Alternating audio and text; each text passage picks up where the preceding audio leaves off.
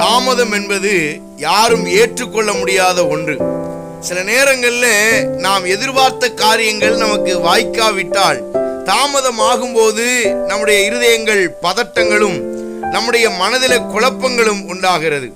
அருமையான தேவனுடைய பிள்ளைகளே, இத்தனை வருஷ காலங்கள் இயேசு கிறிஸ்து மறுபடியும் வருகிறார். இது கடைசி காலம். ஆண்டவர் உலகத்தை அழிக்கப் போகிறார்.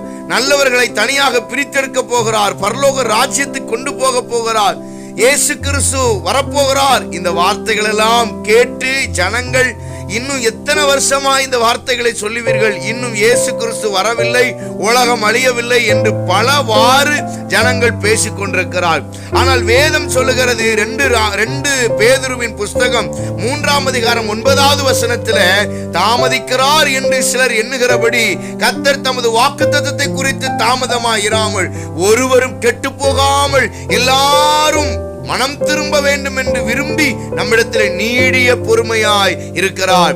ஆண்டவர் ஏன் தாமதமாய் இருக்கிறார்? இந்த உலகத்தில் இருக்கிற அனைத்து மனிதர்களும் மனம் திரும்ப வேண்டும் என்று அவர் தாமதமாய் இருக்கிறார். இந்த செய்தியை கேட்கிற யாராவது மனம் திரும்பாமல் இயேசுவை ஏற்றுக்கொள்ளாமல் இயேசுவை அறியாமல் இருந்தால், இயேசு என்கிற ஒரு தெய்வம் இருக்கிறார். அவர் உங்களுக்காக இரத்தம் சிந்தி மரித்தவர், மறுபடியும் வரப்போகிறார். உயிர்த்தெழுந்து பரமேறி சென்றிருக்கிறார், மறுபடியும் வரப்போகிறார். வந்து உங்களையும் என்னையும் அழைத்து கொண்டு போக போகிறார்.